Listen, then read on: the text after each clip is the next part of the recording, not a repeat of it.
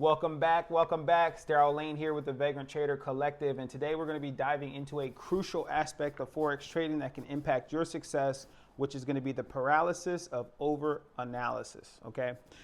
We're going to explore why overanalysis can be paralyzing to you and to some of the other traders that are out here, and how by mastering the ability to make quick decisions and seize the opportunity, you're going to be able to reduce the fear that exists within your how you trade, but you're also going to be able to reduce your actual mistakes over time because you're going to move fast and you're going to be able to analyze that, okay?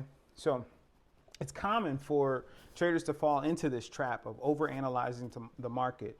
While we need to have analysis, right? It's essential for us to be able to analyze the market, but too much of that can actually put us in a position where we don't do anything and we don't make the decisions that we need to make.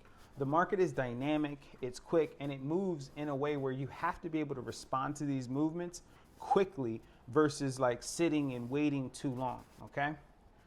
So as we think about it, as you look at the way you make your decisions, when you take too long to make a decision on whether or not you should buy, sell, or just sit still because you're constantly trying to analyze what the market is doing, that little bit of a leak in your time also starts to put you in a place where fear starts to grow, because now you may doubt if you have the right decision or the wrong decision. And that right there can hinder your ability to make the right move when it comes to the actual market itself. There's a fine line between analyzing the market and then just not making a decision because you have too much fear or you have too much pause in your ability to make that decision quickly, okay? So you want to be able to have the right balance of the two, okay?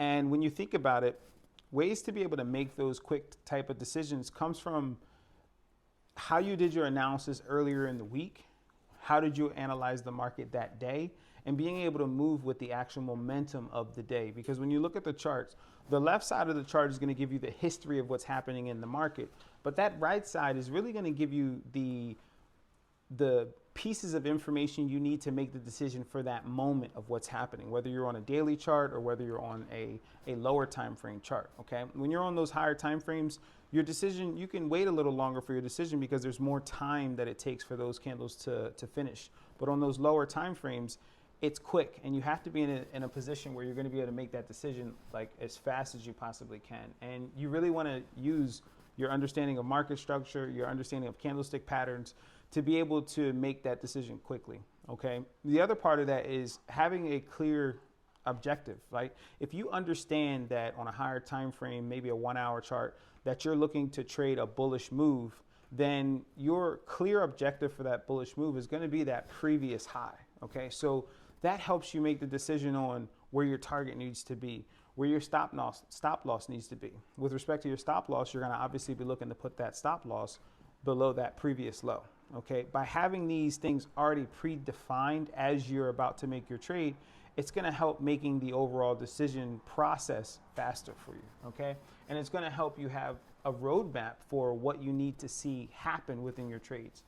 The other part of the analysis paralysis is your ability to trust your actual study. Okay, when you have doubt in your trust in your own ability as a trader, but also your trust in the actual market itself, then that's going to make it harder for you to make the decision on what you need to do next in the market, okay? And the way that you build trust in the market is when you're analyzing the market, but you're not actively trading, and the market is going the direction of your assumed analysis. By that happening a number of different times over and over, that helps you build confidence in your actual analyzing capability. But if you have not yet proven to yourself that as you analyze the market and the market goes in the direction that you predict, then it's going to be harder for you to make decisions about your actual trading activity. You also want to be in a position where you're 100% mindful in the moment that you're trading, meaning you don't have any other distractions. You don't have a lot of other things going on during your trading session. You want to be 100% in the moment and calm and clear, not emotionally distracted. You want to literally, if you're not calm and clear, don't trade. If you still can't help yourself, then I would say take 10 deep breaths before you decide to put any action or activity into those trades, okay? The other portion of it is you have to understand that you're going to make mistakes in the journey to become a successful trader. So you have to let go of the fear of making mistakes.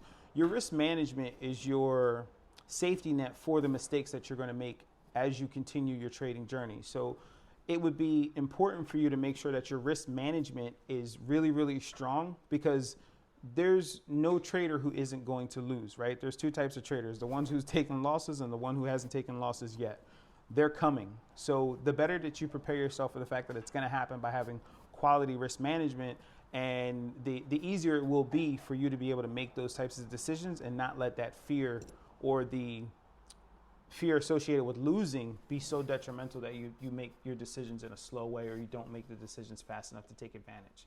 So you really have to put yourself in a position to understand that your analysis will help you prove your ability to read the market. And the more that you can prove that to yourself, the more that you can trust your ability to analyze the market, and the more that you can actually trust the market itself. So if you found this video helpful, please like, subscribe, share. You can reach us at thevagranttradercollective.com. That's vagranttradercollective.com. Or you can reach us on Instagram at Vagrant Trader Insights or Vagrant Trading Academy. Thank you so much, and take care.